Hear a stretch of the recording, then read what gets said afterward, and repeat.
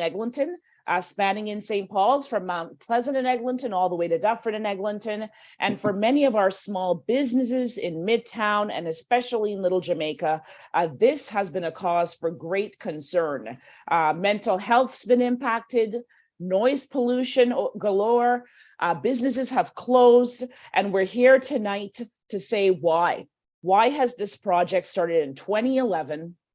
Why has it taken this long to complete? Why is there no transparency around the costs of this project, around who's getting paid by who? Why is Metrolinx and Crosslinx suggesting that this project will be done by March of 2023? I mean, they have now sort of said 2024, but really, we're still hearing that there isn't a credible plan of action here to get this complete. So what do we have to do as residents, as small business owners, as stakeholders, as workers, frankly, to take back our Eglinton West and ensure that we're able to travel safely from point A to B? And that's what we're here to talk about. And I'm really glad to be joined with local riders in St. Paul's, with local leaders from St. Paul's, and from workers, and all of you that are watching from home as well, too. Thank you. Thank you, Jill.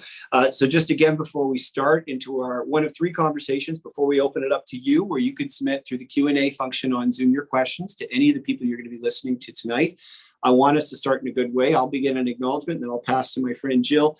I am coming to you from the community office in Ottawa Centre, the MPP community office, and that sits on the unceded and unsurrendered territory of the Algonquin and Anishinaabe peoples. And I am forever thankful for their friendship. One of the lessons I've learned from one of our local leaders, Albert Dumont and Claudette Command and others, is that they need to seek the truth. They need to seek the truth and to be honest about where we stand. So I see tonight as a reconciliation act, as an act in good faith of trying to do that, follow through on that lesson my friends have taught me. Over to you, Jill. Thank you, Joel. I'm joining you from the city of Toronto. Folks, we're on the traditional territory of many nations, including the Mississaugas of the Credit, the Anishinaabe, the Chippewa, the Haudenosaunee, and the Wendat peoples. And Toronto is now home to many diverse First Nations, Inuit and Métis peoples. Toronto is also covered by Treaty 13, signed with the Mississaugas of the Credit, and the Williams Treaty, signed with multiple Mississaugas and Chippewa brands. Most importantly, Toronto is the dish of one spoon territory. We all eat out of the dish with only one spoon. That means we have to share the responsibility of ensuring the dish is never empty, which includes taking care of the land and the creatures we share it with. Importantly, there are no knives at the table, representing that our commitment and actions must be firmly grounded in peace, humanity, equity, access, and social justice. Thank you, Miigwech. Thank you, everyone, for being here. Thank you, Jill. Thank you, Jill. All right, so we're going to start tonight by talking to very good friends we are privileged to have from the Amalgamated Transit Workers Union in Ottawa and in Toronto. Folks, if you're tuning in and you do not know who this union is, you are lucky. You're in the right place, because you're going to talk to the people who actually operate our public transit systems, that actually fix them up and make sure they work. And if you want to know how something works, talk to the people who build things, talk to the people who operate things and maintain them. So we're going to start with the Amalgamated Transit Union and many of our friends from ATU. Clint Crabtree, coming to us from Ottawa. Now, Clint, you're the president of ATU Local 279. You've seen the light rail debate, the Confederation line debate, the reaction to the huge inquiry report we've had. And as I understand it, when you've told me, you actually have in the union workers who are working for that particular company, the Rideau Transit Group, that operates the private consortium for the light rail transit line. So if you were to say, how do we start fixing Ottawa's LRT from what you hear from the people who actually maintain the system, what's your first reaction? How to fix our system? I mean, if you're going to have a system, don't copy our system. That's for sure. Toronto, learn from us. Don't do what we've done. The city has offered no accountability to the Rideau Transit Group or Rideau Transit Maintenance, whatever you want to call the consortium. Alstom is members of our local. We organized Alstom. They're under the consortium. And this has been a complete disaster since day one. I mean, the delay, the The reliability of this Confederation line has been a complete disaster. We can't say enough of learn from the mistakes. There's been a public inquiry in Ottawa of everything that went on, and Toronto and everybody else out there that is going to put something like this out, please learn from Ottawa. I mean, my members, the public, everybody suffered through this. Just the actual reliability of this has been so bad. We don't know when it is going to run. You're better off letting us know when it's up rather than letting us know when it's down. Wow. And I mean, Brian Connolly has been a wealth of knowledge on this as well. I mean, he's actually more in depth on everything that's gone on in Ottawa and everything that's going to be going on in Toronto compared to anybody that I know in the Amalgamated Transit Union. Okay. And the delay of a year, we went through possible layoffs at our membership. We're going to lose 500 operators to mechanics to maintenance because of the implementation of LRT. That never came. The stress that my membership suffered, and then the ongoing stress that the public is suffering today is unbelievable. And the only thing that I can say out of this, and there's so much I could talk about this all night long about everything that's gone on, but we need to learn from these mistakes. We need to put taxpayers' money first over making profits for these private consortiums. That's the most important thing out of this, and everybody's got to learn from this. Clinton, in a second, I'm going to throw to Jill to talk to Marvin and Brian, some of our friends from ATU 113 in Toronto. But the other day you mentioned to me that it's kind of frustrating to be in a situation that whenever this product doesn't work, it's not Rideau Transit Group that has to answer the calls that's in the news, that has to deal with angry potential people getting frustrated for getting off that train and getting onto an R1 supplementary bus that's taken out of bus service, so other people are delays. It's ATU members. So what are you hearing from members when they're put in that kind of a situation? Well, I mean, they're upset. I mean, you know what? The scheduling issues that this has caused for the actual bus operators, and not only the bus operators, but the train operators that have to deal with the public being frustrated and not knowing where to go when the train is down.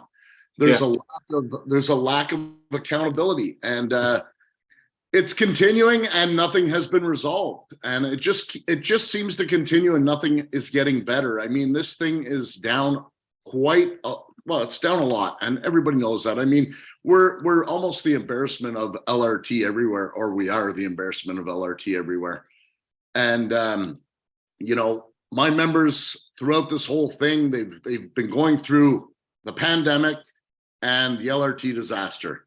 So they've been getting hit every which way, and not to mention the public too. I mean, the public in Ottawa has suffered through this, not knowing whether or not that train's going to show up. You're relying on it, and thank God that, as we all know, Ottawa is a big government town, and a lot of our ridership is government and federal workers downtown in the downtown core. And thank God that you know what, everybody wasn't back to work and working 5 days a week, because I don't know what type of a disaster we'd be involved in if everybody was back to work full time, working 5 days a week, because the reliability of this train is it's absolutely disgusting. Fair enough. Jill, I'm going to throw it to you. Talk to our friends from Toronto. First of all, thank you so much, Clint, for those very frank words. I'm going to ask Marvin and Brian for a few comments as well. I'll start with Brian, actually, because I remember meeting Brian several years ago, back in was it 17 or 18? And Brian had his shirt on, Keep Transit Public, you know, and it certainly got me motivated to learn about why it's so important for us to demand the dollars from our government to ensure that our transit is working, that it's operating, that workers are taken care of, that we're safe, which we know is a very significant issue facing us right now today in the news. So I'd like to know, Brian, from you, why is it so important that we keep transit public? Why are P3s a potential disaster when it comes to doing just that? keeping our workers safe, keeping the project safe, ensuring that they're working properly, that they're properly tested. What's the conflict of interest there, and is there one with P3s? There's a severe conflict of interest because private companies are in the business to make profit. They're not in the business to provide a service. And we're seeing that also happening right now with our healthcare system. Mm-hmm. So what happened in Ottawa is the exact same maintenance contractors, SNC Lavalin, Alstom, ACS Infrastructure, they're contracted to maintain the Eglinton Crosstown for the next 30 years once it's up and running. There is no accountability. City of Ottawa just reached a settlement yesterday with the Rideau Transit Group, and the terms of that settlement are remaining confidential as they claim it's solicitor client and settlement privilege. That Ottawa Confederation Line LRT opened 436 days late. It was taken out of service for 3 months after 2 train derailments. It was then down for 4.5 days due to an overhead lightning strike on the wires. Okay. And then just recently, the beginning of January, it was out of service for 6 days when ice buildup on the lines caused the power lines to come down and 4 trains got stuck for 6 days. You've never seen the Toronto subway system down for 6 days or 4 days, because when it comes to public infrastructure and publicly controlled and maintained, we have the manpower and the resources to immediately deal with any maintenance issues. But because private companies operate on profit first, they have minimal staff, minimal training, and they pay their workers very much a minimum wage. So they don't attract the quality, knowledgeable workers. So now, oh, sorry about that, Brian. Sorry. Keep going. So No, now, keep going. when you're talking with community groups, business groups, especially in Ottawa, the big argument right now is bringing the federal civil service workers back to the office. They're being legislated back. So same thing is going to happen in downtown Toronto.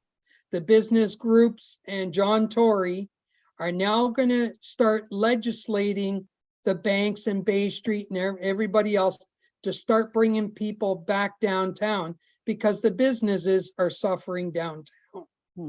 But how can we do that when we have unreliable transit?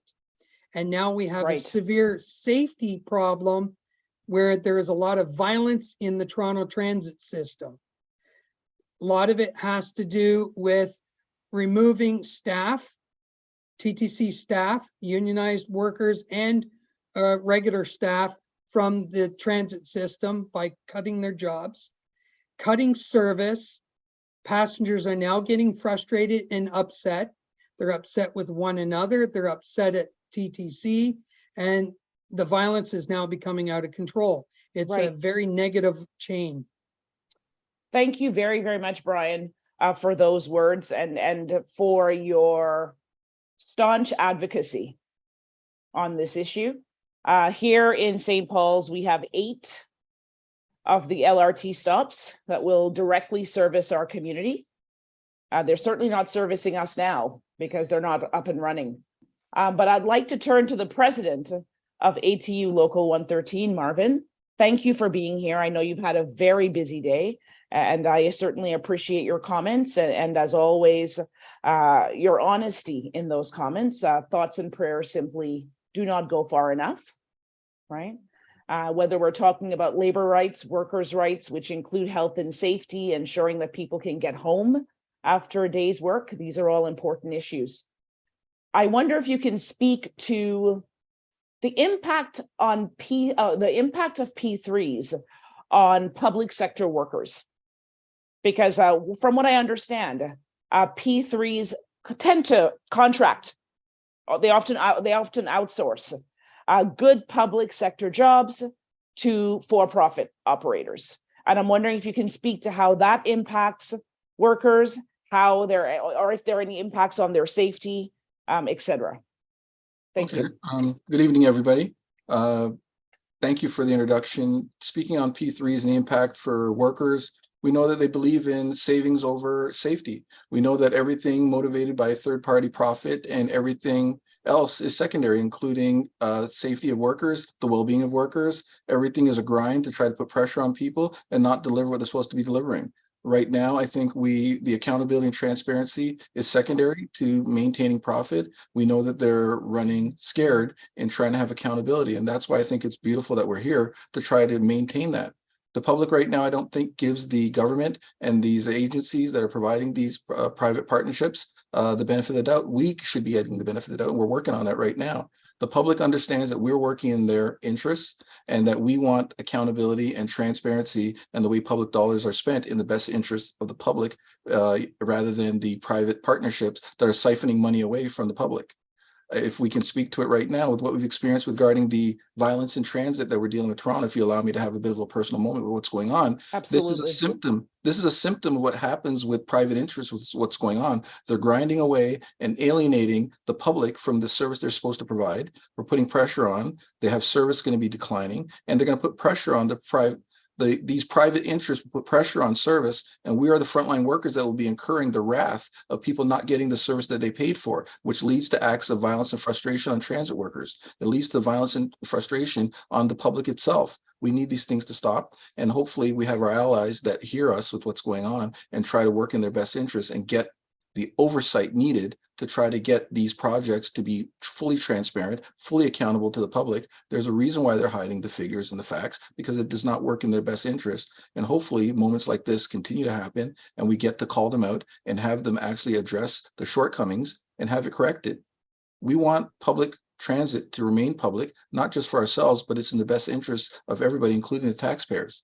My concern is if we allow these private entities to control things, there'll be a deterioration of service, it'll cost more down the road. Ultimately, the people that are the stakeholders that are making these decisions will not be around and be accountable, and we will be left holding the bag yet again.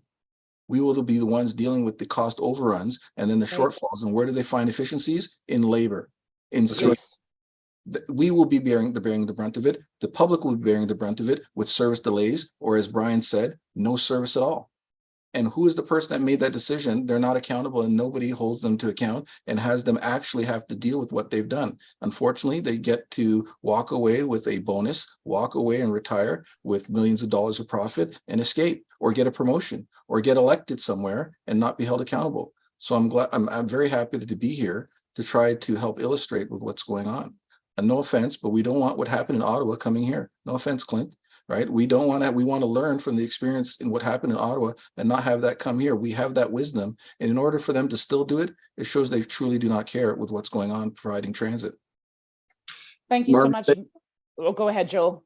Oh, sorry, Jill. Didn't mean to interrupt. I just wanted to say, Ethan from our team who set up tonight. Thank you, Ethan. Thank you, Nancy. Thank you, Caitlin. Thank you. Everybody helped set this event up tonight. This is from the hard work of people who work for our offices that made all of this happen. Ethan, I'm wondering, before we go to the national office of ATU and our friend Eric Tuck, Pride of Hamilton, with us here tonight, I'm wondering if, who is the Vice President of ATU Canada, could you play a video clip? Because we wanted Infrastructure Ontario, Metrolinx, and OC Transport to come here tonight to help us answer some of these questions that people are going to have. We didn't hear from Infrastructure Ontario. We didn't hear from OC Transport. We did hear from Mr. Phil Verster of Metrolinx. Apparently he's otherwise engaged. He's not available tonight. But we did manage to splice together some video of Infrastructure Minister King Asurma commenting on the transit projects that are currently being built in Ontario, and Michael Lindsay, who's the CEO of Infrastructure Ontario. So let's, for our collective benefit, so we understand the pitch for what we're talking about. Ethan, would you mind playing that clip before we go to Eric?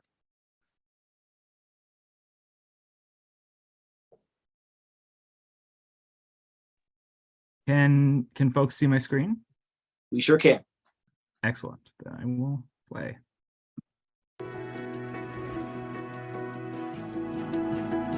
The past few years have presented significant challenges worldwide. Ontario's construction sector being no exception. The pandemic not only increased pressures on the sector, but uncovered new and emerging issues such as inflation, labor and supply chain shortages, and market volatility that have all posed significant barriers to delivering projects. Despite these challenges, we never slowed down and kept shovels in the ground on our priority projects, redefining what it means to be resilient. We recently procured 7 subway packages and are making rapid progress on the Eglinton Crosstown West extension with the 2 tunnel boring machines, Rennie and Rexy, digging more than 6 kilometers of tunnels for the future line that will make life more convenient for residents. Everywhere I go in the continent, and I'm privileged to do that on behalf of the people of the province of Ontario, I find jurisdictions that are looking to Ontario for inspiration and example. Together, we have created the jurisdiction with a reputation for transparency, dependability, and innovation when it comes to delivering public works. Everybody is trying to do what Ontario has been doing, my friends, for these past 10 to 15 years. And that is a function of our collaboration, as the minister said.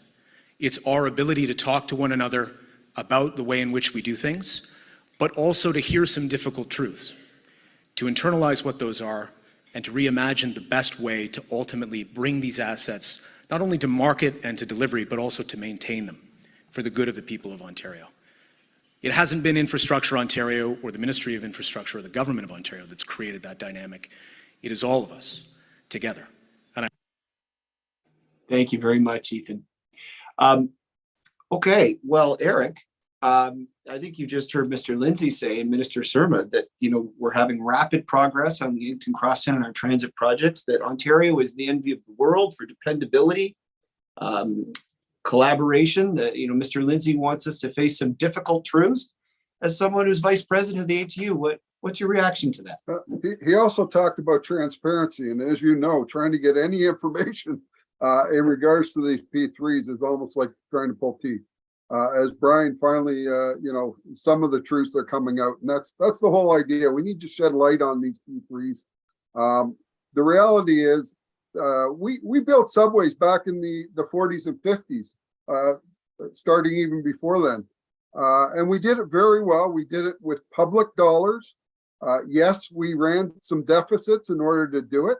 Those deficits have paid back, tenfold by giving back to those communities, by causing all the development that went on around the subways. You try and buy a condo down by a subway station now, and you can't buy one.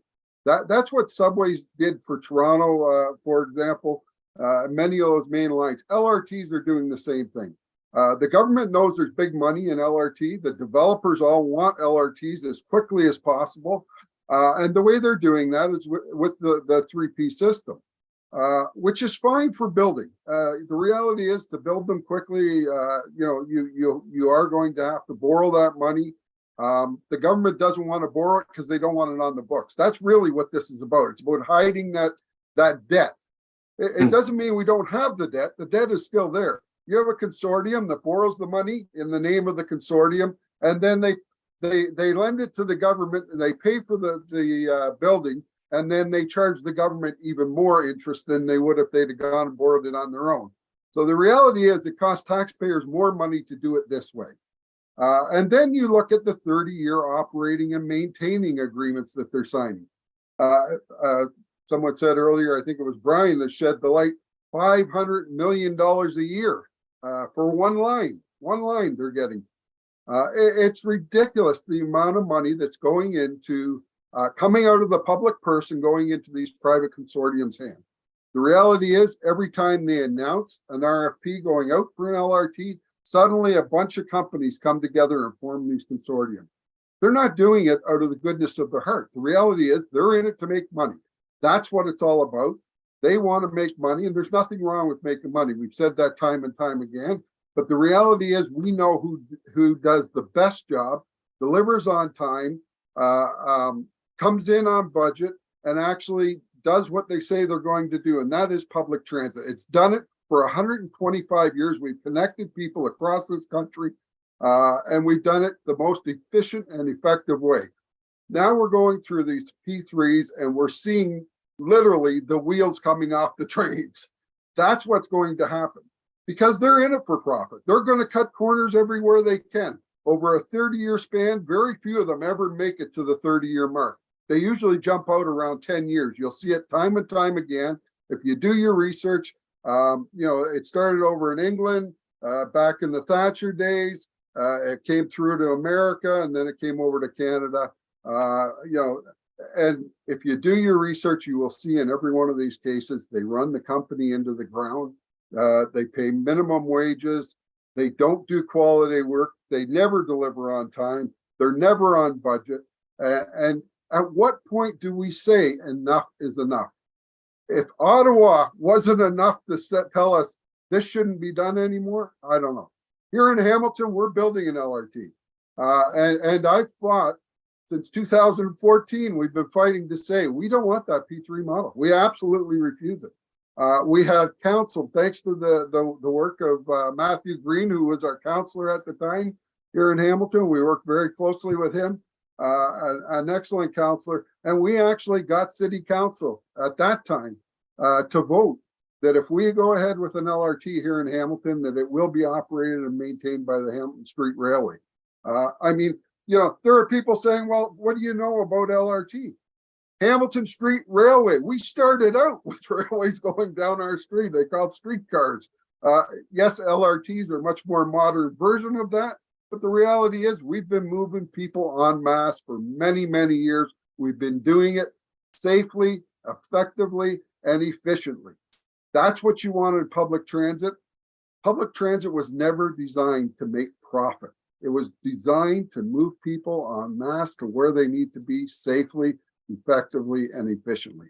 And that's what we do in public transit. Eric, thank you. Thank you. We're going to take a bit of a turn now, and I'm going to pass it off to Jill. Jill, so you can talk to some of our friends who are here tonight with us from your community, from Toronto, St. Paul's, to talk about the Eglinton Crosstown. So I know we've got Dante, we've got Dane, and we've got August. I'm going to pass it over to you. And we've also got Liz. Pardon me, well and Liz too. Sorry, Liz. Pardon no me, problem. First things first, I wanted to say, Eric, thank you very much for your words. In my research, I was reading an article from the School of Public Policy, University of Calgary, the theory and evidence concerning public-private partnerships in Canada and elsewhere. And I just want to take a moment to read a couple of sentences. Here's what they said: rent to own, provide now, pay later, just as you were saying. In a typical PPP, P3s, governments pay little or nothing upfront and relatively large amounts over time. Thus, incumbent governments can provide current users and voters with current benefits, quote unquote, thereby garnering political credit while deferring costs to future politicians, future voters, or users. I think that's an important quote because it does highlight that the issues with the Eglinton Crosstown LRT did not start in 2018. They certainly got worse in 2018. But the Auditor General, for instance, right here in Ontario, has flagged the concerns of P3s. And those were flagged going all the way back to 2014, if not further back. And this government, nor the previous government, decided to take heed. So it was interesting for me as I was learning lots about P3s over the last while, this week concentrated, but certainly the last few years, that there really is a political gain here. And it really is to the benefit of the governing government to use P3s. So this is politics and this is profit. This is best friends, certainly over people. So I want to thank our folks from St. Paul's for joining this evening. I'm going to turn first and foremost to Black Urbanism TO Partnerships Director, Dane Williams. Butu is certainly one of the stalwarts in our community, one of the loudest voices with regards to the impacts that the Eglinton Crosstown LRT construction has had. And I want to make it clear here in St. Paul's, we are for development. We are not against development, but we need development that is socially responsible, that has environmental assessments, checks and balances, and also that put people first, communities first, that recognize that people live, work, and play in St. Paul's, We have historical communities in St. Paul's, and we need to ensure that any development that's coming, any infrastructure that's coming to our neighborhood is going to benefit us first and keep us here and not push us out of our community. Some whom have lived here for decades and decades and decades and now have had to leave, quite frankly, whether it's because of the alarming costs in housing, or whether it's because, frankly, they couldn't get from point A to B anymore in Eglinton and had to move elsewhere. So Dane, if you can share a little bit about BUTU, Black Urbanism TO, about the wonderful document, literally a letter of many, many dozens of pages that gave the Ministry of Transportation, the Minister of Transportation herself, a blueprint of how to help our community, how to build responsibly.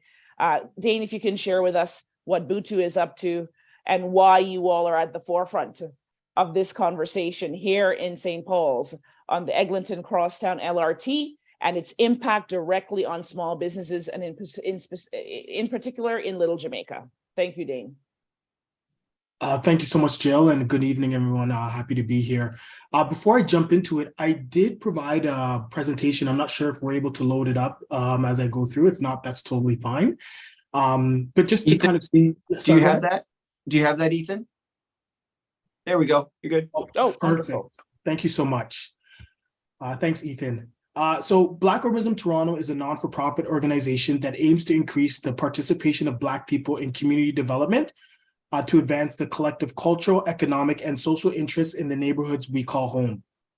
The organization collaborated to create a report titled A Black Business Conversation on Planning for the Future of Black-Owned Businesses and Residents on Eglinton Avenue West, which identified the diverse set of challenges faced by Black business owners in Little Jamaica with recommendations and strategies co-created with participating business owners. Ethan, can you please move to the next slide? Thank you so much. The report highlighted the Eglinton Crosstown LRT project, which has continued to face significant delays, cost overruns, and has physically disrupted the ability for customers to visit Little Jamaica business owners, which has led to a closure of 140 businesses along Eglinton Avenue West since our last report in 2020.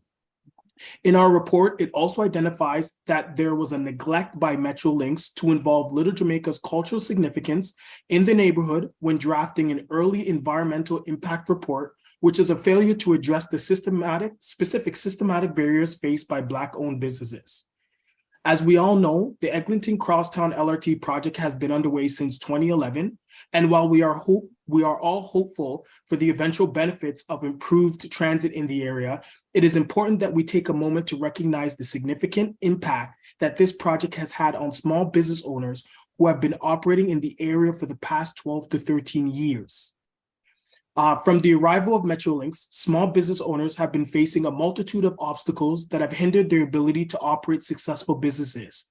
It has been at the hindrance of Metrolinx, an agency of the Ontario government under the Metrolinx Act 2006, that should have the responsibility to operate in a fiscally responsible and ethical way that benefits the business owners who operate within the boundaries of this LRT project. Next slide, please.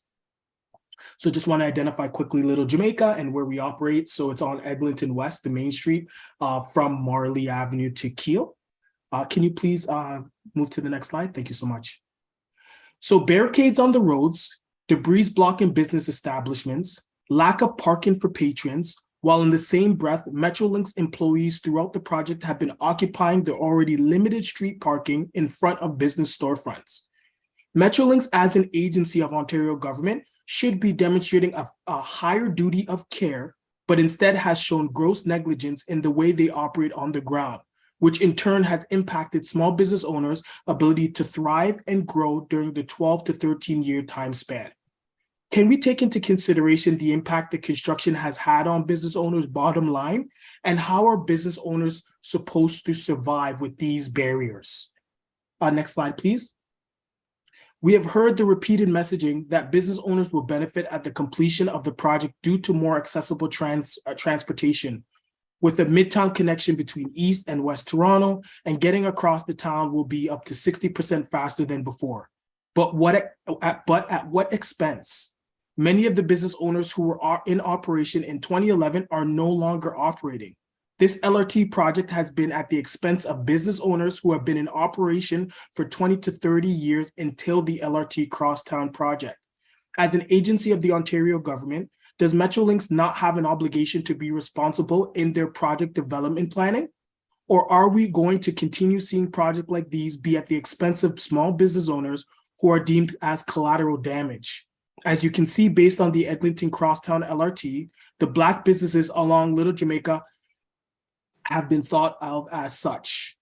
Next slide, please. So what we've proposed is there must be a policy change that in practice creates a more fair economy. In the case of infrastructure projects like the Eglinton Crosstown LRT, this means ensuring that local businesses are not left to suffer as a result of delays and cost overruns. One way to achieve this is by implementing a system of compensation directly to the small business owners affected by any LRT construction project. In every project, there should be a line item allocating a percentage of the project budget specifically for compensation to business owners who are impacted. If the project needs to be extended beyond the time allotted for the project, there should be additional compensation to bridge business owners until project completion. This would not only be a huge support for the small business owners who have been impacted by the LRT construction, and mind you, the backbone of the Canadian economy, but it would also build more accountability into LRT construction projects, in turn helping to create a fair economy and considerate economy where small business owners are not left to collateral damage. And finally, this is just similar to our recommendation, the Black Business Report, where we advocated for financial compensation to be paid directly to business owners due to LRT construction impacts. The level of compensation should be equity-based and take into account any effects of systematic anti-Black racism faced by the Black-owned businesses. Please, next slide. So thank you, everyone. That concludes kind of what Black Urbanism Toronto has been doing for the past 5 years, and just some of our insights in what we've seen, the barriers to the LRT project and, the kind of implications it's had on the Black businesses and the businesses in general all along Eglinton West. Thank you for allowing me to speak. No, thank you, Dane. Black Urbanism TO is well respected, frankly, by every single elected official in St. Paul's. We know the invaluable resource that you all are. And frankly, your report, as you know, was the backbone for a motion that I had put forth as well to the legislature, calling for financial support for our small businesses, primarily in Little Jamaica and along Midtown, along Eglinton, that have been impacted by this Eglinton Crosstown LRT. And you make the point very clear that this needs to be responded to now. We just simply don't have any more time. As we continue to advocate for heritage status, for heritage designations in Little Jamaica, as we continue to speak about bringing people to our community to shop, to have a place to park. Parking, that's a whole other issue. This simply can't all be addressed if we have this construction going on for unknown timelines. I simply don't know if Little Jamaica will exist to be as we know it can be if we're waiting for another year or two for this to be complete. So thank you, Dane, for your insight. And as always, you can reach out to any of us on the call to support the proposals that you're putting forth. Thank you so much. And next, we have Liz Glore Bell, who is also a resident here in St. Paul's and who is also an environmental advocate, who's going to speak to the inextricable link between this Eglinton Crosstown LRT construction, the government's abdication of responsibility, and how that dovetails, quite frankly, into the way that they've ignored, that they try to erase and frankly discredit calls from advocates to see the climate crisis for exactly what it is.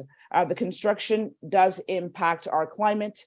It has health impacts for our residents here in St. Paul's, and Liz is going to share a bit of some of that. Thank you, Liz, for being here. Yes, thank you, Jill, so much for having me. And thank you, Joel, also. I live in Toronto, St. Paul's, which is impacted by the Eglinton LRT, but my sister actually also lives in Joel's riding in Ottawa. So this is an issue very close to my heart, very literally. And, I live in the neighborhood. I have driven, I've cycled and walked and shopped along the future crosstown line. Dane, I actually really was thinking during your presentation, which was so great, by the way, thank you, that it really is a great example of failed sustainable development, because sustainable development, if that had been the goal, should be taking into consideration environmental, social, and fiscal considerations.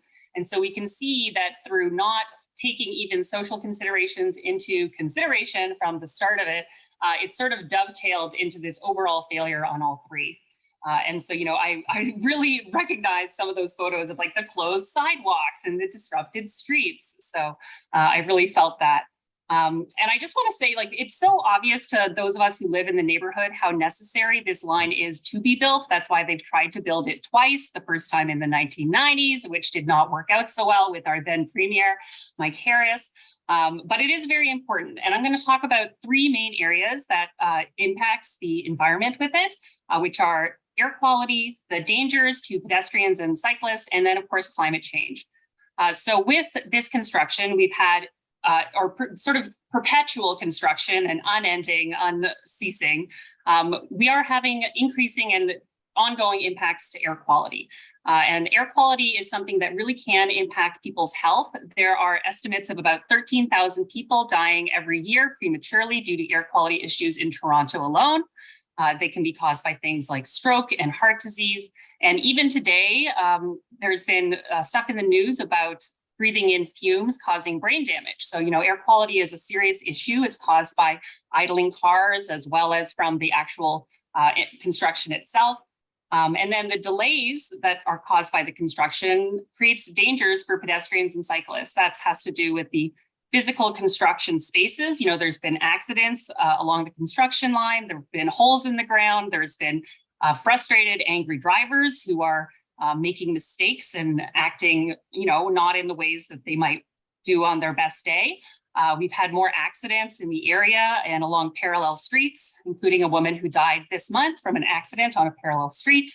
And then in terms of climate change, driving and cars are the second largest source of carbon emissions in Toronto. In this particular stretch of the city, we would have a lot more idling cars, but we also have impacts to that last mile for people who are wanting to take transit. So the last mile concept is the idea that people who want to take public transit have to account for the last mile, or 2.2 kilometers of their journey. And so often that would be taken by a bus or walking or cycling. And it's a very disrupted situation. I know people who can't park their bike where they would like to because of the construction. They can't walk. It's very frustrating, which drives people then into cars and makes the construction worse. And then, of course, just the fact that more people are driving because there is no transit along that space. Like there's buses, but it's not the way it should be. And then all of that, of course, just dovetails into a loss of confidence in our public transit systems and to our public officials who have promised us this system. And I just really don't want to have in Toronto what I've heard from my friends happen in Ottawa, which is that the LRT has ruined transit. So I don't want that to happen here. Thanks. Thank you very much, Liz, for your words. None of us want it to happen, and we are hoping that the powers that be will listen to our calls for a public inquiry. We already know that Mayor Tory is not in support of a public inquiry, and that speaks volumes. When really a public inquiry is simply an attempt, it's a report to give the taxpayers the rationale around the time spent on this project, the cost of this project, an environmental assessment, the impact, the health impacts of this project, and what we can learn from that so it doesn't happen again. And we do want to just take a moment to remember that woman who lost her life on Hillsdale. Thank you, Liz, for mentioning it. I do appreciate it. Next up, we want to hear from August from TTC Riders. Thank you so much for being here. Thank you for your advocacy around equitable and accessible standards for riders to be able to get from point A to B. If anyone isn't aware, I just want to share some recommendations that TTC Riders has had, such as no cuts to public transit, certainly wanting them to expand free TTC to people receiving social assistance, to high school students, to increase COVID-19 mass distributions in education, and release real-time crowd data publicly. I'm wondering, August, if you can speak to what you're hearing from riders with regards to their concerns with this construction and how they feel this is going to impact their traveling. Yes, thank you, Jill. Well, we have our share of P3 projects here in the city, and Crosstown is one of them.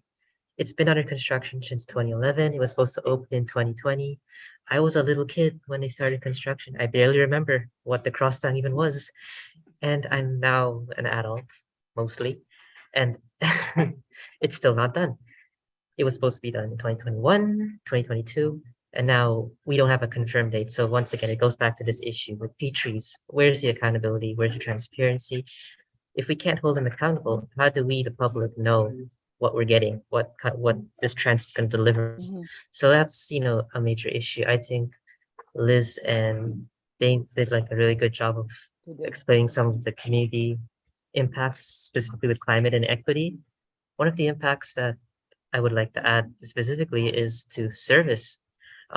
People in Ottawa might be familiar with this as much as in Toronto. We have a city budget crunch, and that includes the TTC service that's getting crunched, right? So with the operating budget release, we're seeing resources stretched thin to operate the new Crosstown line and the Finch line. Despite the capital cost of the project being absorbed into the province and its beloved P3s, the city is left to come up with the resources to operate the line. And it's important to note that here in the city of Toronto, most of the costs to operate the lines, they're paid by us, they're paid by the riders. We pay, before the pandemic, we're paying almost 70% of the cost to ride the lines. So we are paying for these overruns ourselves out of pocket. And that is simply unacceptable. So, with the budget crunch, that just means we're going to have service cuts to the existing system. We know that trains and buses and streetcars are going to run less often because of these service cuts. There's going to be a 25% reduction in subway service compared to pre-pandemic levels this year. It's a major cut. And we looked at the report and we see that it's because they're shifting operators from the subway to operate the Crosstown LRT and operate the Finch line. And there's not enough resources to, fill that gap. And what that means for riders, that means longer wait times. And I think it's been touched already. Longer wait times is a safety issue. You don't want to be waiting long at night. That's uncomfortable. It's absolutely uncomfortable for many people. And even before the Crosstown, we had issues with P3 projects. You might be familiar with Presto. I'm sure people in Ottawa are very familiar with Presto and its various issues. It was procured in a P3 between Metrolinx and Accenture. There are faulty issues, machines. There's inequitable access in the suburbs. There's an exclusive agreement with Shoppers Drug Mart to sell them there. It's not very accessible. And you used to be able to buy tokens at over 1,200 locations across the city. Now it's down to 300. It's not accessible. And these private consortiums, you can't hold them accountable to serving the people of the city. They just don't. So those trying to access even the Fair Pass discount, our low income discount in the city, they're forced to get Presto cards. They're faced with the same upfront costs and the same barriers because they're only sold in a few different places. Yeah, and I guess the lack of accountability to transit users and the lack of local control. When there was a problem with discriminatory light and sound made by Presto cards for people using that same Fair Pass, it took years for the TTC to fix that because they don't have control over it. Presto basically does.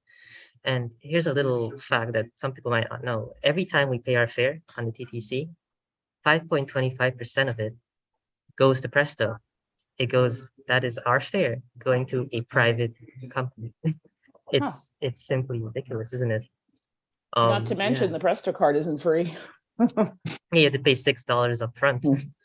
And that time when we TTC riders, we were fighting for that 2-hour fare window, which yay, we won that. But Presto charged TTC $5 million to implement that.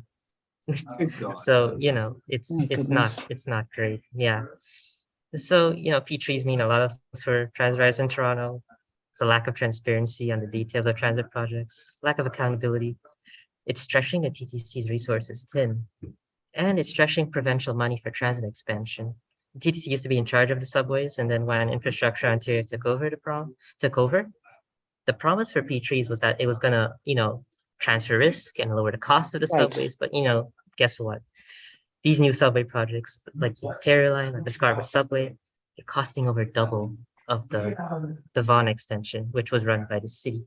So it's doing the complete opposite. It's completely failed. It's fallen on its face. So what is the point of all of this, right? So I just end that what we really want to see is we want to see the province return to subsidize transit operations. If they're going to be putting these expensive transit projects in our city, which we, you know, we need them, they should be helping pitch in to help operate them because we're so short funded. And in the past, the province used to provide a 50% operating subsidy. We need to return to that. It was cut in the 90s, around the same time when that Eglinton West subway was cut. And We filled need back. transparency. And we need transparency and accountability with our rapid transit projects through Metrolinx. The Metrolinx board is not accountable to us because there's no elected officials on the Metrolinx board. So if there's no elected officials, how do we hold them accountable to the people living here in this city, right? And last but not least, we should have a public inquiry into the Eglinton Crosstown's overruns and delays, as everyone has called for. Yeah. Thank you so much, August. And tell me if anyone wants to get involved with TTC Riders or, you know, Toronto Environmental Alliance or any other organization. Yes, Liz, I had to give you all a shout out. Any other organization that's got the public's interest at heart and wants to see our transit remain public, wants to see all infrastructure have environmental assessments. How do we do that? How do we get involved, August and Liz?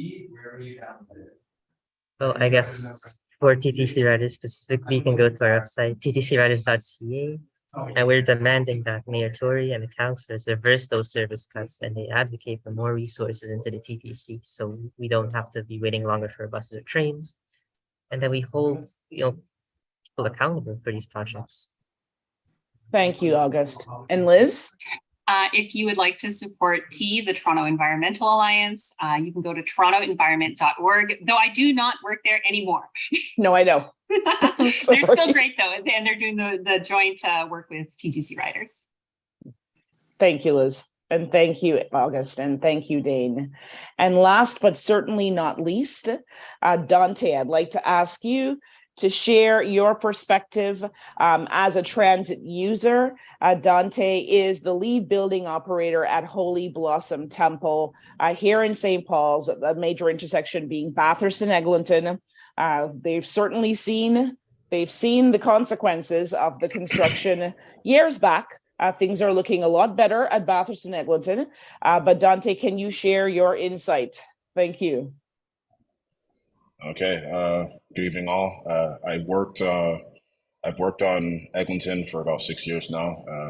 I first came here to this part of the city in 2017, and I was working on a construction site. So I remember when I first moved here, knowing that the project was already years in, thinking we're well underway, maybe a few more years of this, and then things will be a bit more normal.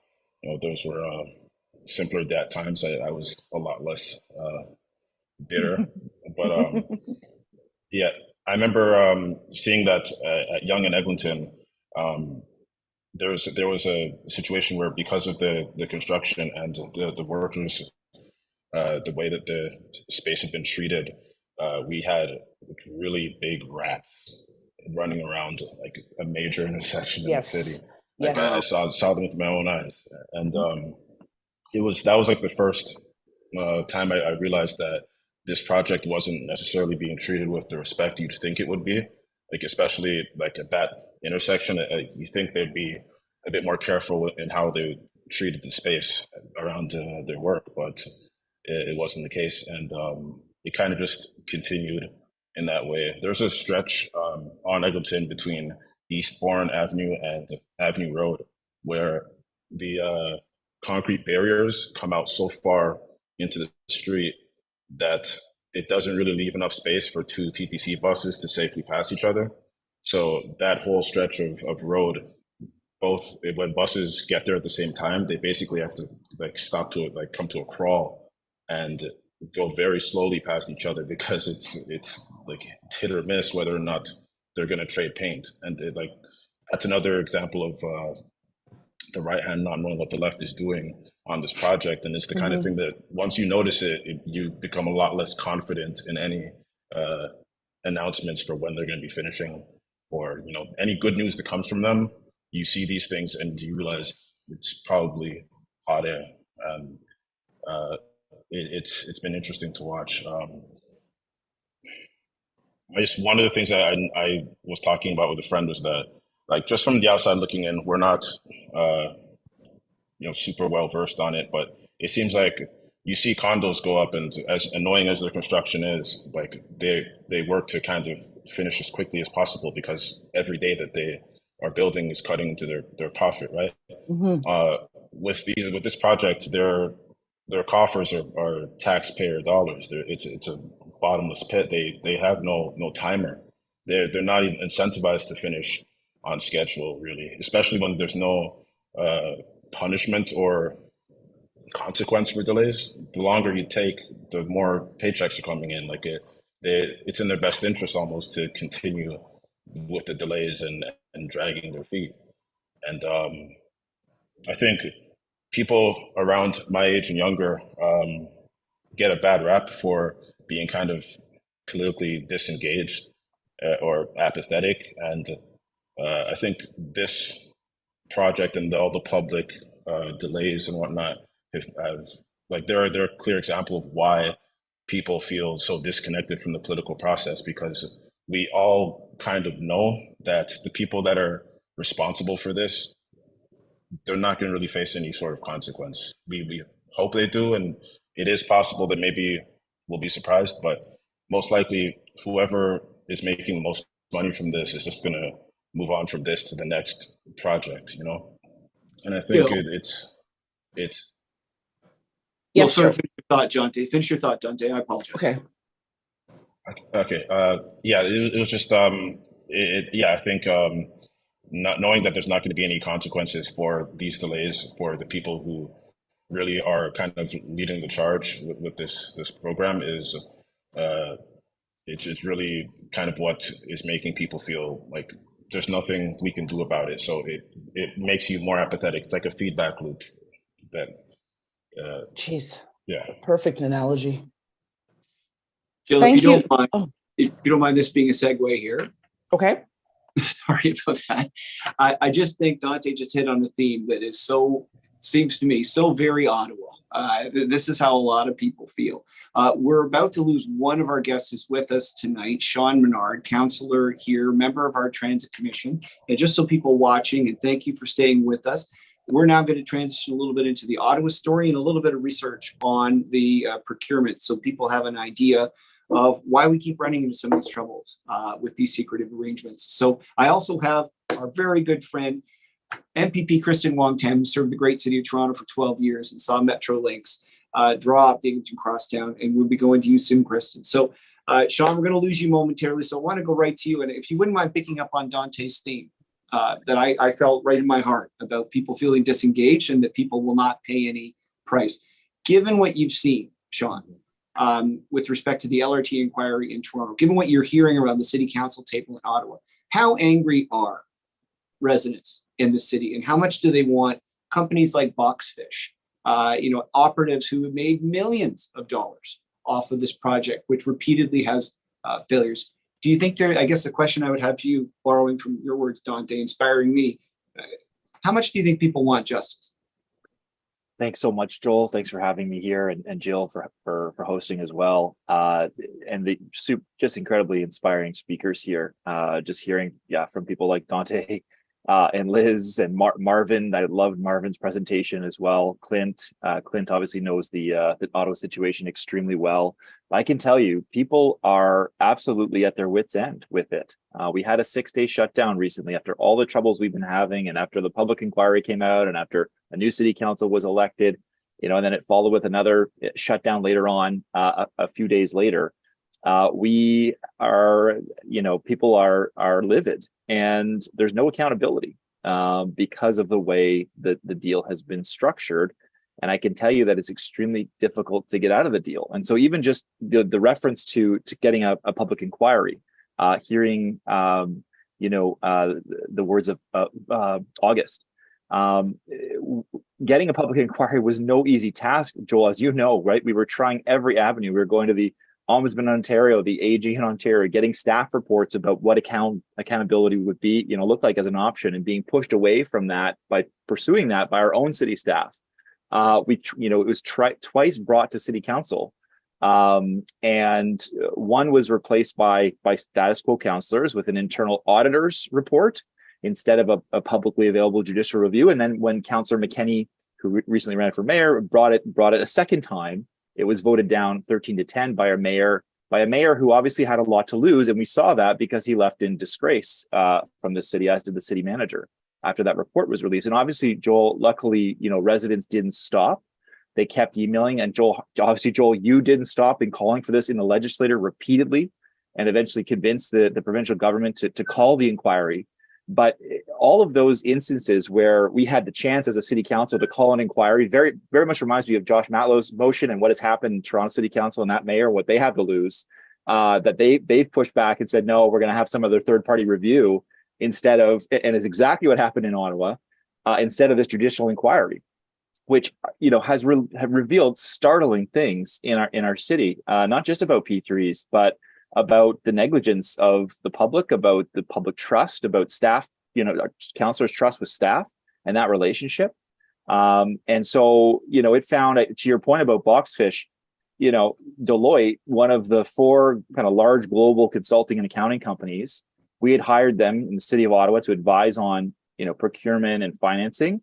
And their job, not surprisingly, they recommend P3s all the time. That's what they're brought in for, right? So, and these companies are tied, they're brought in as independent experts, and the public inquiry found that they didn't fully consider the disadvantages associated with the P3 model for the delivery of LRT1, or the downsides of proceeding with them. And I can tell you, we asked those questions on stage 2 when it was found that the company we selected didn't meet the technical score, should have never gone through the process, right? And we were lied to about it. They didn't tell us that they didn't meet the technical score, and we asked repeatedly, and our staff would not tell us, and the lawyers that they had hired, who were also working for SNC-Lavalin at the time. The company we hired as our independent lawyers were also working for SNC-Lavalin at the time, would not divulge that information.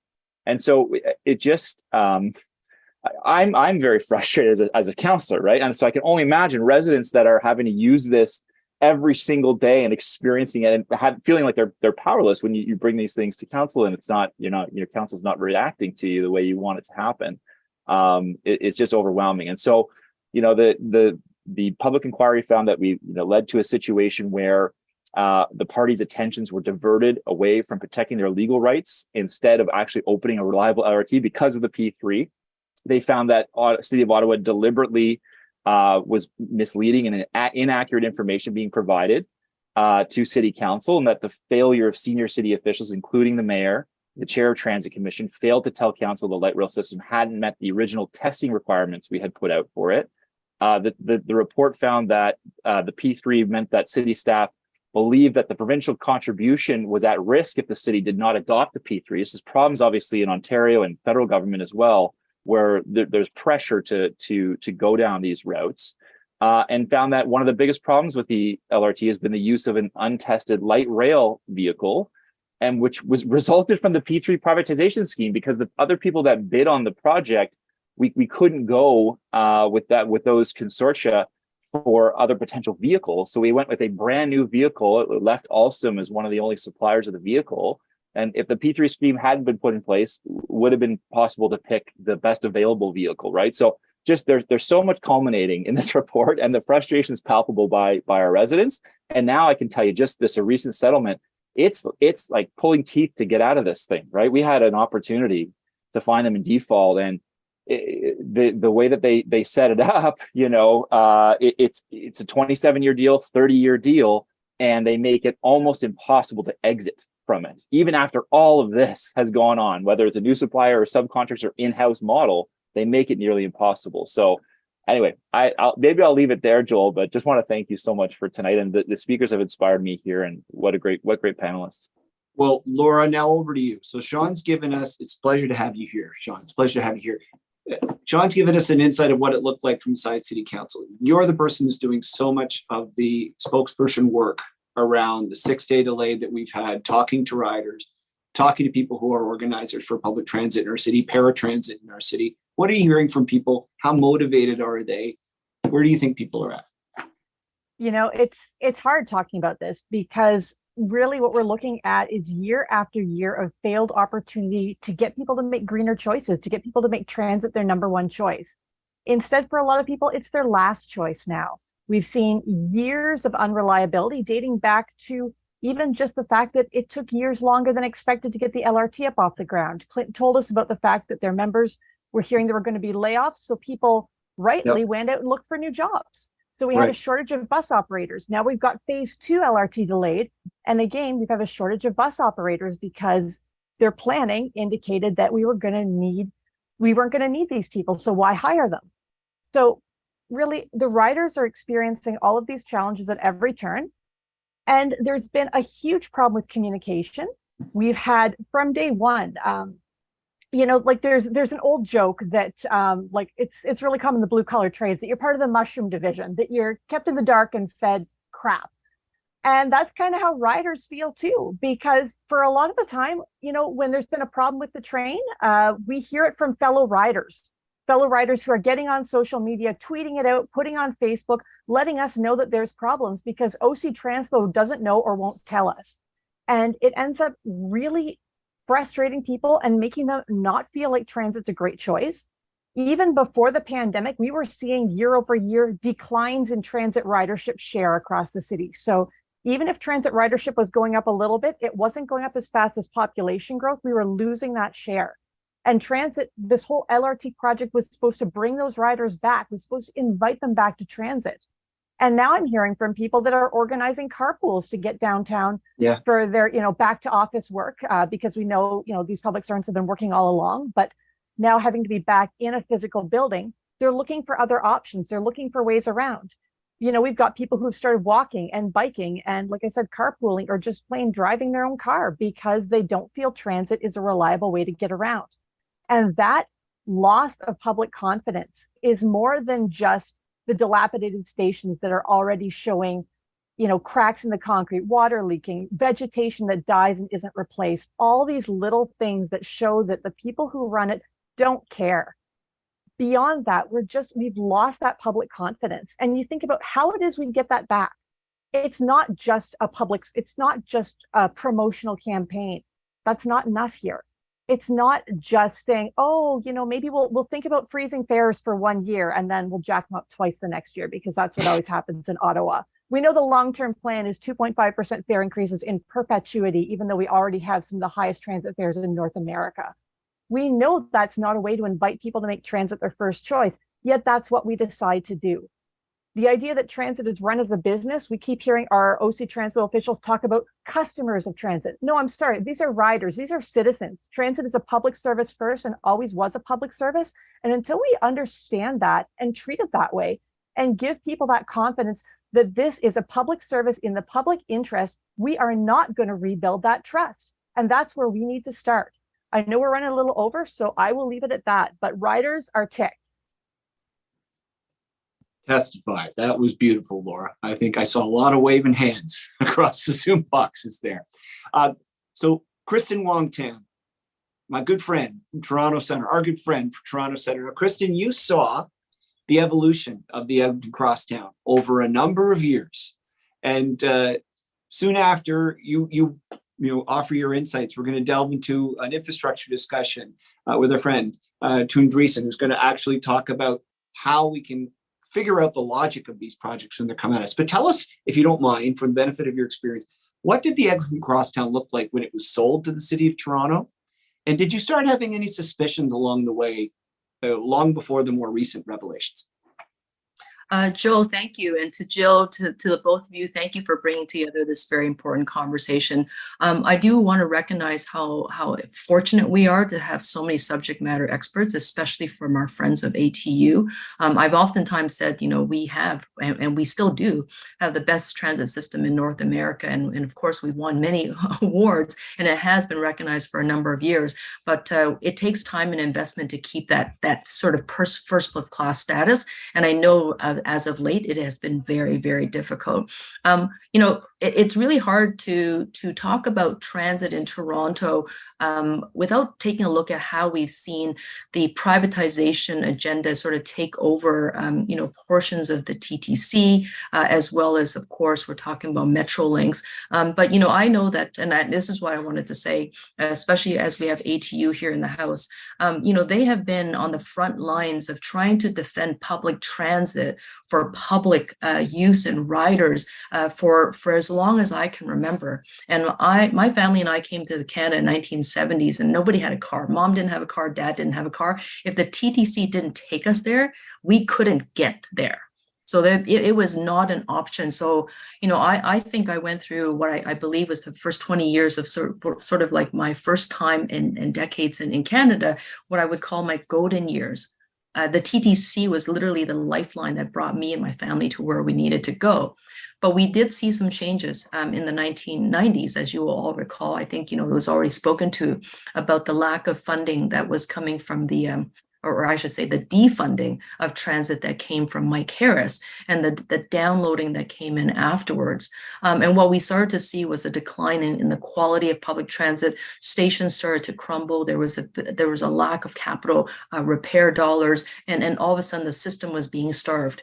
The reason why I want to start there, Joel, is I want to talk about how we got to a place of privatization in P3. And I want to be very clear, is that P3 and privatization are exactly the same thing. I know that the viewers on this screen will certainly know that, but if we heard from the proponents of P3, who are the same proponents and worshipers of the the privatization shrine, is just become a new branding moniker to make it perhaps a little bit more palatable by sticking in the word public when it almost has nothing left that is serving the public interest.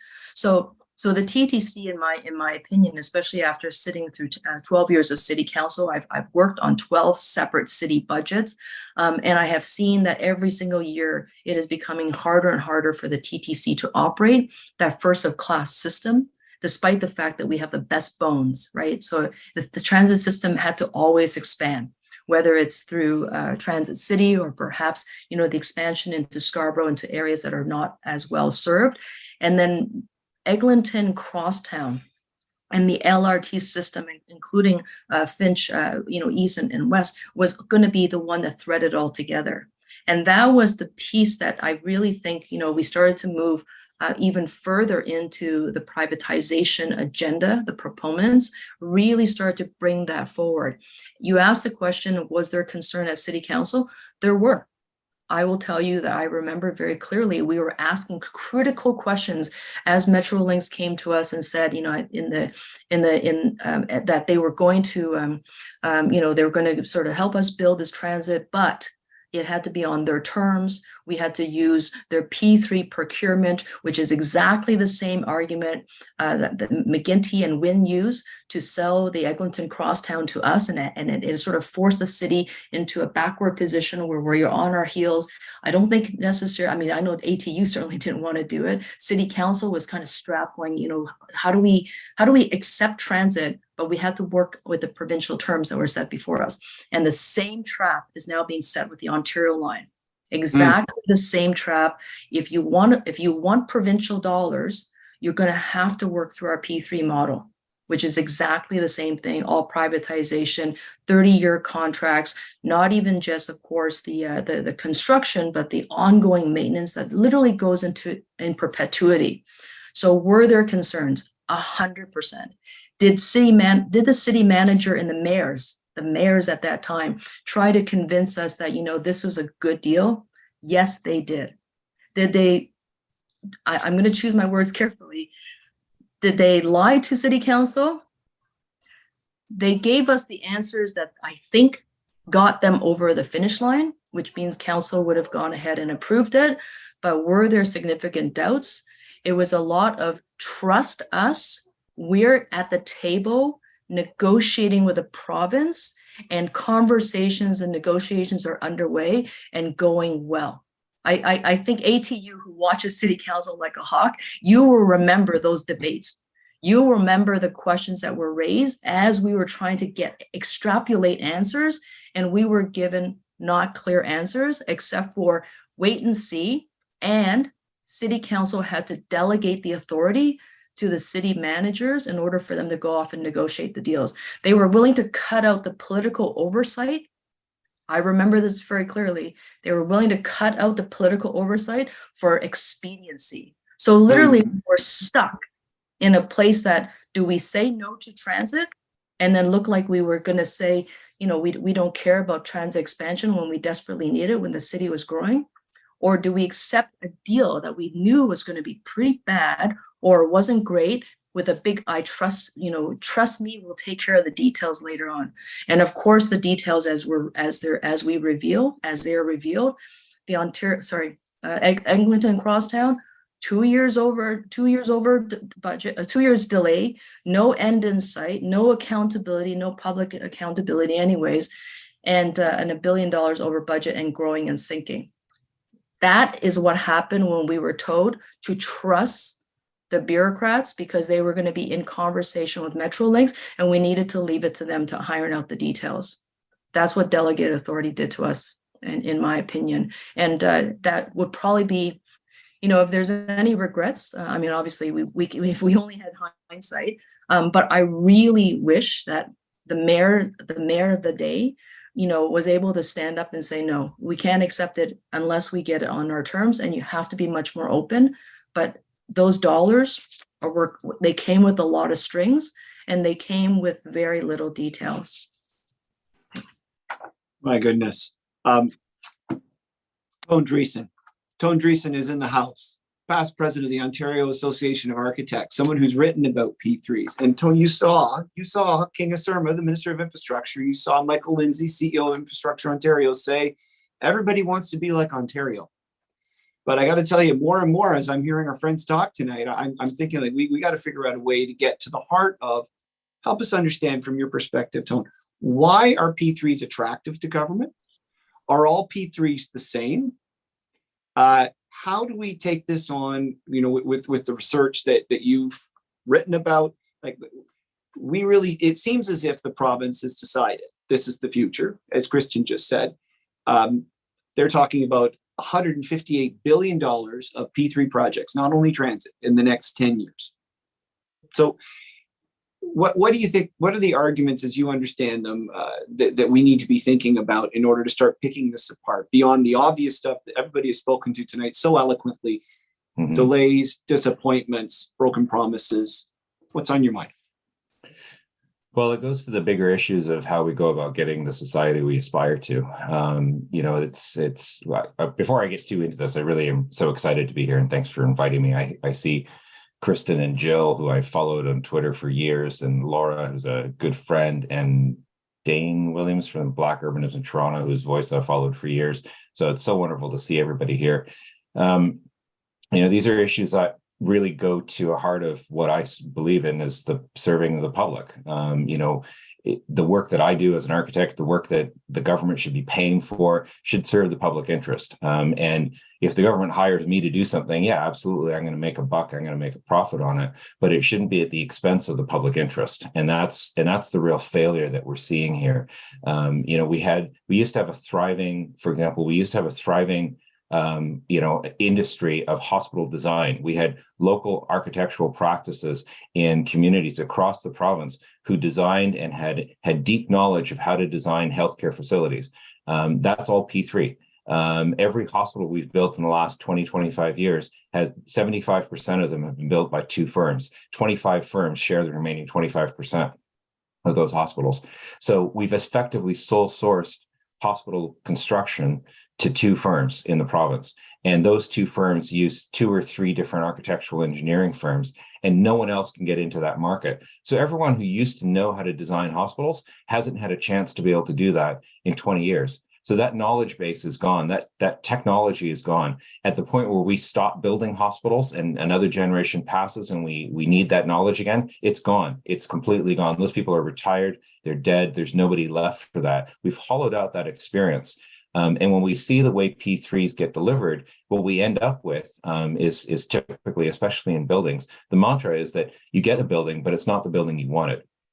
It's designed to meet the minimum requirements of the contract. It's then maintained within the minimum requirement of the contract. And so, yeah, okay, great. In 30 years, the city of Ottawa will own that, LRT system outright, and will have paid that maintenance contract. But we'll have a 30-year-old LRT system that'll need massive capital investment in it because it's been maintained to within an inch of its life.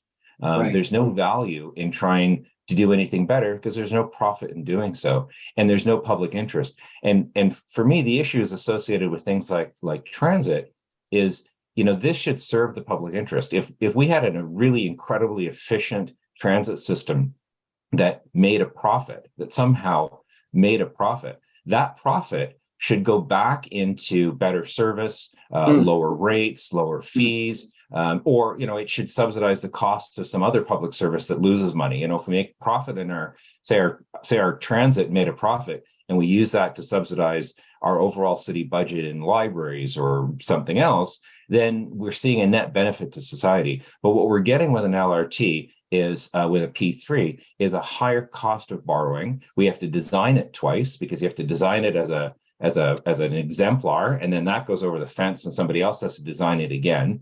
So you have to design it twice. It takes twice as long, and you get lower value.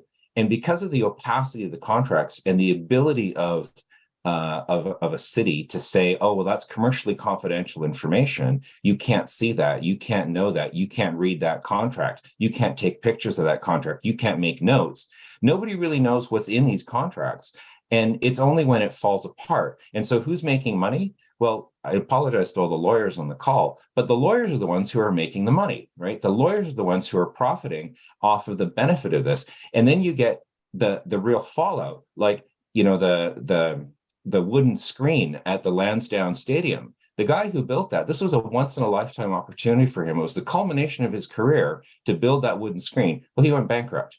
Electricians on Lansdowne, bankrupt. Contractors in the LRT, bankrupt. And they're going bankrupt because they're doing their work in good faith, but they're being hired by a consortium who's in it for profit. There's a weasel clause, there's a contract clause, and then they're out. And then there's no accountability. And so that becomes frustrating. And what I see that really affects the people in something like the LRT in Ottawa is you get the poor guys who are driving the R1 bus. Not only is it a miserable job to be a bus driver, like you're already dealing with traffic and cranky people and pandemic and everything else and construction and snowfall and everything else. And now you've got people who are late for work or late for school. They're crabby. They're on the bus. They're angry. They're pissed off. And and the drivers are the ones who are facing this on a day-to-day basis, and they're stuck with this. And that's really disheartening. And what I know about P3s, and it's different in the UK, they call it PFI, which is Private Finance Initiative, is that when bankruptcies have happened, Carillion went bankrupt. It was a huge construction company. They went bankrupt. They left the UK government 200 billion pounds on the hook. 200 billion pounds that they were left on the hook. And who steps in to pick that up? Suppose RTG, suppose TransLink, I forget who's building the one.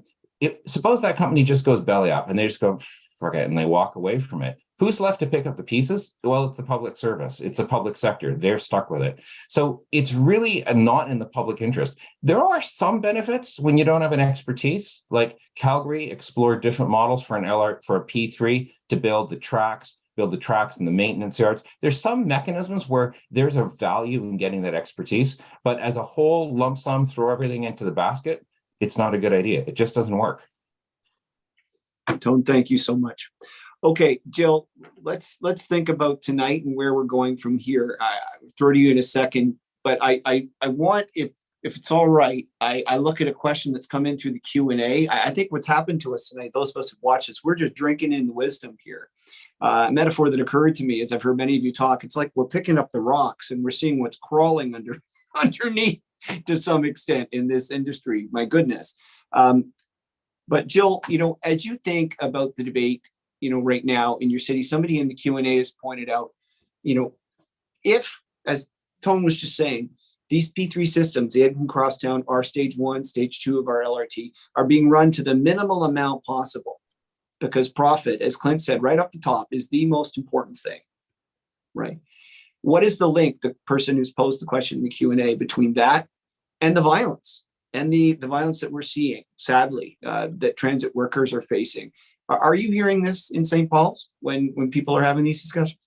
We're certainly hearing that the buildup, the frustration of this line being incomplete, the traffic jams, the congestion on our sidewalks, delay subways because more people are getting on, for instance, at Eglinton, whatever the case might be, people are frustrated.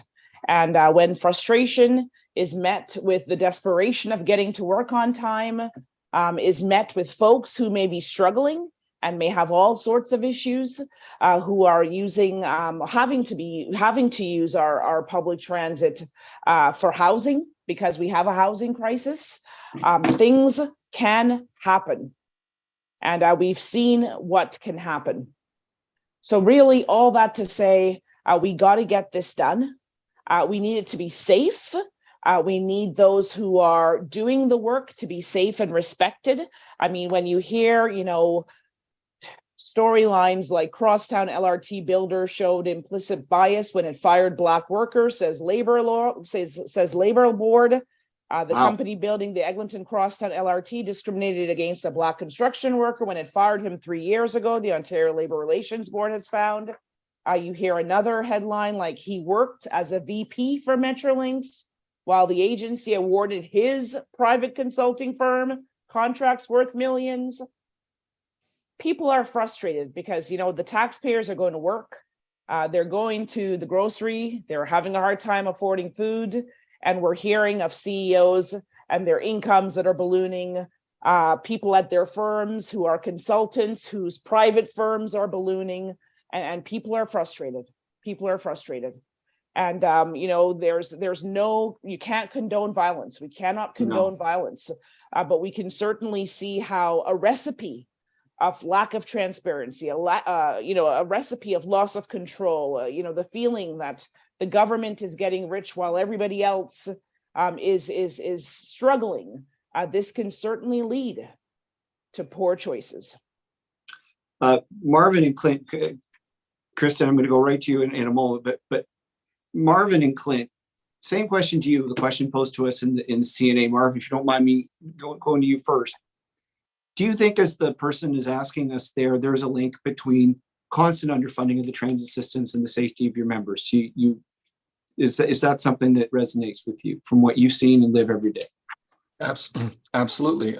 With people being more and more frustrated with lack of reliable service, overcrowding, when profit is the narrative and that's the almighty thing that they're concerned about, safety and reliable service, the people will get squeezed. People will be frustrated. They'll take these frustrations out on each other and transit workers. That's what we're trying to prevent.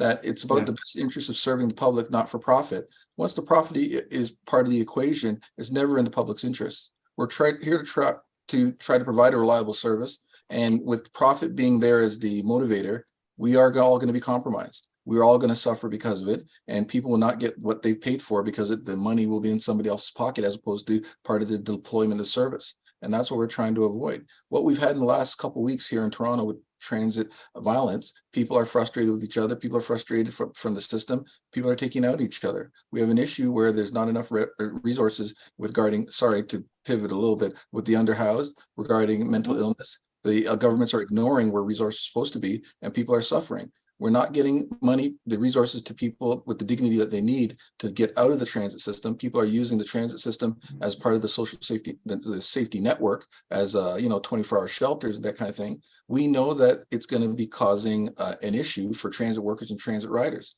So when the governments are ignoring what's obvious to them, it's going to create a frustration in society and it's going to explode. We've seen it in Toronto. It's not a matter of if, it's when, with what's going on. And that's what we're trying to avoid. It's all this is in the best interest of the public. Clint, what's the story in Ottawa? Does this resonate with you too? Do you see this too? No, absolutely. And I agree with everything that Marvin just said. I mean, when reliability suffers, the public suffers, then our members suffer because the public is frustrated, and I can't blame them. I mean, if you have no reliability in the transit system and they can't rely on it, you're going to be frustrated and you take it out on the frontline worker or the first person you see, and that happens to be the operators. And, you know, like Joel, you know, you live in Ottawa, you're from Ottawa, and we had barriers and shields installed on all our buses because there was a lot of assaults. Assaults were climbing tenfold in Ottawa, and we had to do something about it. I lobbied for shields and barriers on buses, and I got nothing but obstacles from the former GM about having barriers and shields on buses, and finally they did that, and we've seen the actual physical assaults decline, but now we're seeing more verbal and spitting happening. So they're spitting at shields and barriers because they're frustrated. And you know what? All they want is a reliable and affordable service, and that's not happening. Fair enough. Kristyn, over to you. Yeah, thank you, Joel. I just wanted to add, because I think, you know, it's already been touched upon about the fact that the transit system has become part of the sort of de facto safety net. Residents don't have places to go. Sometimes they seek shelter. We've seen it for years, right? People go into the bus shelter to seek some warmth. Now they're going into the stations. Now they're going into the trains. They are riding the 24-hour system where they can. And literally, they're just trying to survive. So I think it's important for us to recognize that the TTC in Toronto anyways, it is the least subsidized public transit system in North America. 30% of it is subsidized, as opposed to places like New York, 64%, or in I think Los Angeles is almost 70%. So systematically and for years, the system has been starved. And it started with Mike Harris back in 1996, and subsequent governments afterwards have never had the courage to be able to address that shortfall. Prior to that, we saw every government, provincial government, meeting its obligations. So there has been at some point in time, some attempts, whether it's been McGuinty or perhaps I think Stephen Harper even tried to tinker with it a little bit, but never have we really found a resolution. And we will only see it get worse, regrettably, and I know everyone on this call knows that, unless the subsidies are actually brought up to a place where we can actually staff this system well, but also to make sure that the system is reliable and interconnected, so we can grow our city in a responsible way, and we can reduce that horrible moniker that we can now carry, which is the worst traffic congestion in North America or something like that. It's very, very bad, but it has everything to do with the fact that the system has been publicly starved. So here's where I think we're at, folks. I don't know about how everybody else feels, but this is obviously going to be a challenge. But one of the things I know we can do, and we have the expertise on this call tonight and this conversation tonight, is we can start speaking the truth about what's actually happening in the transit system, not the platitudes that we heard from the minister or Michael Lindsay in charge of Infrastructure Ontario, that Ontario is somehow the envy of the world when we build things. I mean, look, let's be straight. Let's be straight with the people of Ontario. And I can tell you, when Kristyn and Jill and I get back into that building and we sit in those green leather chairs, that is what we are going to do. We're going to be straight. And we're doing a report based on what everybody has said tonight. And we're going to be using that as a campaigning tool to protect the safety of transit workers, riders, but as I think, Kristyn, you said very eloquently, the future of the system. I loved your recounting of your story of the TTC being your way of getting around. Certainly was mine when I was a student in the city for many years. So I don't see a whole lot of traffic in the Q&A, and I think it's because we're drinking in the knowledge. So maybe Jill, I'm going to throw to you some closing thoughts for the night. Not exactly closing thoughts just yet, but I'm going to read into our record here this evening a statement from our local city councillor. I'm sorry. Josh Matlow.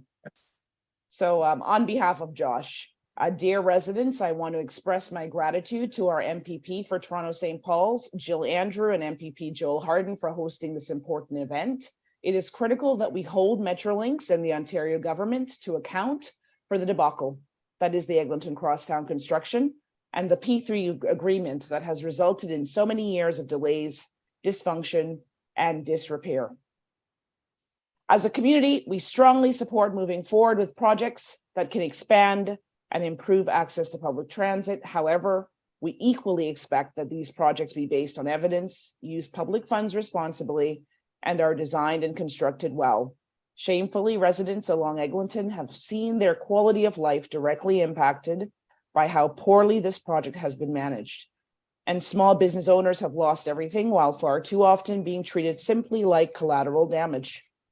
It is now clear that after many years of delays, while Metrolinx has been in court fighting with their own contractors, they still have no credible plan to complete this project. There's even evidence that they don't know how to complete it. This is simply not acceptable. I strongly support a public inquiry and believe one is necessary. It's necessary because the provincial government and Metrolinx must be held account. It's necessary so that the mistakes they've made are learned from, and even more communities aren't subject to this dysfunction as construction on the Ontario line and other projects begin.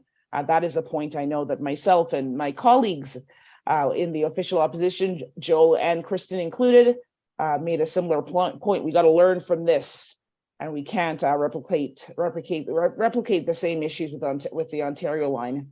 Back to Matlow's letter, I appreciate that my friend Marvin Alfred, president of local ATU 113, is calling for transparency and accountability. Our local residents associations, our BIAs along Eglinton are too. And I'm very grateful to the Ontario NDP, the official opposition, for their leadership on this priority at Queen's Park. Josh Matlow, City Councillor for Toronto St. Paul's. He's certainly been a strong voice, a critical voice of P3s, and a critical voice of the mayor's inability to support all of our calls for the public inquiry. Thank you, Josh. Jill, any other closing thoughts for the night? My closing thought is this. I want to say thank you to everyone who participated this evening. We will absolutely continue this fight on the ground here in St. Paul's and also at Queen's Park. We want to keep our transit public. We want to ensure that it's publicly funded so it can operate safely, so workers can frankly leave for work and get home safe at night, feeling rewarded, feeling fully respected, and feeling dignified in their jobs. And we need residents to feel the same in their homes. We have lost a lot of the joy here along Eglinton. Some of it is quietly coming back. Construction is moving a bit. I want to give that credit, and frankly, that's the credit of advocates who've been raising their voice and applying pressure, but we still need that public inquiry. We need to know where our dollars went, where they are still going, because this isn't complete yet, not complete yet. And we need to ensure that we're learning from what's happened with the Ottawa LRT. And on a personal note, I've had a great pleasure working with Joel, a passionate leader in Queen's Park, with Kristyn, with our entire official opposition, who have all been calling this out in their own respective ridings. And we've got to get this work done. So thank you everyone for joining us, and to folks in St. Paul's who may have had questions that weren't answered or have questions coming out of this, check us out, check me out at jillandrewmpp.ca, where we've got a petition calling for that public inquiry. Sign, and we will share it at Queen's Park at the top of my lungs. Thank you. Thank you, Jill. Thank you so much. I'm going to do what we should always do and not in the night on my thought. I see my friend Brian's got his hand up. So Brian, after I finish with some administrative stuff, you get the last word of the night, my friend. As somebody, I have been drinking in your knowledge about the system. So hold on for a minute, because the last word goes to you. I do want to note that Ali has written in that people are disappointed with P3 projects. You're hearing that theme, Ali. I totally hear it. But Ali writes to the political representatives present, at what point should our government stop trying to untangle the Gordian knot of public-private partnerships and finally just sever these private companies from the relationship? It is a very good question. you're opposing Ali. And I think that's something we have to put into our report. How do we do that? How do we do that? What Sean told us about how difficult it is to even find out what the settlement is with RTG. Thank you for posing that question. We will fold that in. Paul Stanley writes, where we'll be able to see the report. You'll be able to see it at joelhardenmpp.ca and at Jill MPP Jill's website too. We are going to make sure that you have an opportunity to see this. And if you have any further questions, Jill already has told you to write that office, write the St. Paul office, write the Ottawa Centre office too. If something occurs to you later, we'll make sure that you're included. Noel is also writing about the fact that we've had a P3 debacle with our hospital, with the latest campus of the Ottawa Hospital. And Noel, you're absolutely right. You know where we're standing on that. We have been some of the lone voices actually asking for accountability and transparency. And Noel's asking for the hospital board to halt the P3 design of the mega hospital. And I want to make sure that point was mentioned here, so it's recorded in our report. Thank you, Noel, for doing that. Brian, as you see the next steps, what we do with this document, what's on your mind, brother? Bring us home. I would like to say that the no accountability, we have already seen that in Toronto and the Eglinton Crosstown. Crosslinks has already sued Metrolinx twice. Yes. And Hundreds has of paid out millions. over $500,000. But the details of all the intricacies of the contract and the settlement have remained confidential due to the contract confidentiality. The big questions we need to be asking and pushing is, first of all, in my opinion, we need to get rid of Metrolinx. Metrolinx was designed by the McGuinty Liberals and originally had city councillors on the Metrolinx board. 2 years later, I believe it was in 2011, all the councillors were kicked off the board of Metrolinx.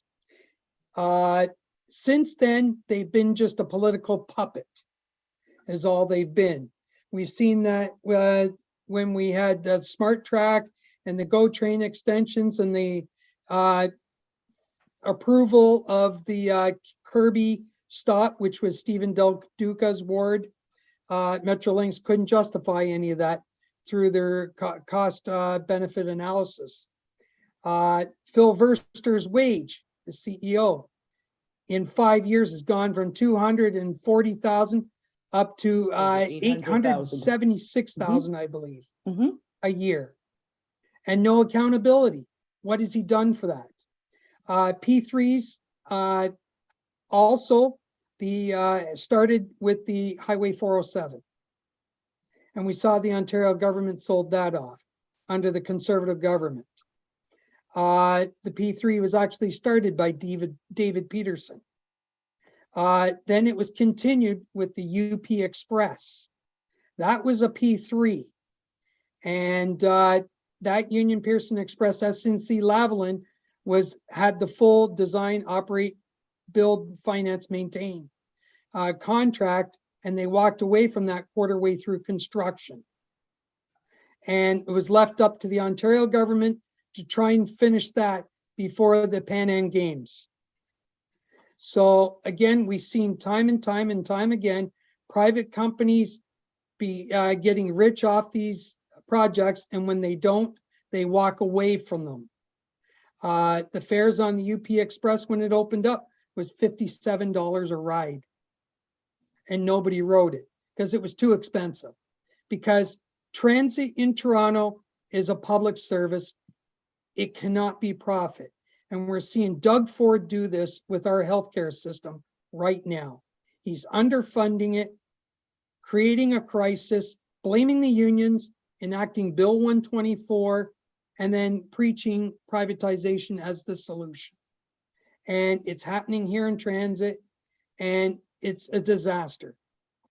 And we need to all educate ourselves to be able to fight the fight and bring this to light, especially in the media, and gain attention in the communities. Thanks. Amen, Brian. Well done. Thank you. And thank you to everybody for being with us tonight. My goodness, the expertise on this call, from the workers in the system to the riders to the advocates, to the local municipal voices. This is inspiring. Thank you so much, everybody, for being here. Thank you, Nancy. Thank you, Caitlin. Thank you, Ethan. Thank you, Sharon. Thank you, Erica, for making this space possible. This is what people don't see, is all the folks working hard to make community spaces, promote them, make them possible. Get ready. This is going to be a hot report. It's going to drop. Marvin, I see your hand up. I can't not recognize that. Over to you. I'm excited. I just want to know if we can all come back here to do this again tomorrow. I'm ready. Let's go.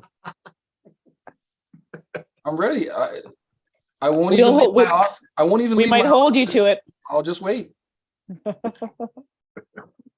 Well, it's just the beginning. You know, it's just the beginning. We got a lot of trouble to cause the legislature. We sit back in those green leather chairs, if not mistaken, February 21st, right, Kristyn? February 21st. February 21st. To get ready to rumble. Tone, you got a final part and thought? Yeah, just one last thing to say is, you know, all governments at all different levels talk about the importance of small business, and P3 is anything but. A friend of mine used to bid on hospital projects, and it would cost his firm $2 million to put in a bid. And if they lost a job, you know, that was $2 million that came out of their business that they had to work at. So it's, you know, when we think about small businesses, engine of the economy and all of that, you know, P3s are totally against that. It's all about massive big business, offshore corporations, shareholder profits, and it does nothing to support small businesses. Not only the impact that it has on the communities in Toronto that have gone bankrupt and small businesses that have been impacted, but they're frozen out of doing any of the actual work and the design and the construction. And it's bad for everybody. Especially when you get to these massive multi-billion-dollar projects lumped together. I mean, I think something like a third of our Ottawa's phase 2 LRT isn't even related to the LRT. It's highway bridges and road widenings. You know, and that's just insane that we're throwing all that stuff in there just to make it quick and easy. I gotta go. Thank you, everybody. It's been fantastic. Eric, hold on, Eric. You want to get in here? Go Just quick closing words. As somebody who's driven transit for 35 years, I've been a transit operator here in Hamilton, and I could tell you, passengers want one thing: they want the bus or the train or whatever they're riding to come on time, and they want it to be safe and they want it to be affordable. All three things are three things that have not been delivered under P3s, and it's time to end it. And it's time to go back to funding the public transit system so that it can do the job that we've always done. That's it. That should be the name. Thank you, Eric. That's it. Look, everybody, take care. Jill, thank you. No, thank you, Joel. Thanks for having us. And Marvin, you ready for good trouble? Indeed I am. Indeed I am. Just make sure you have bail money for me. I'm ready to go. All right. All right. Everybody take care. I've got some for you.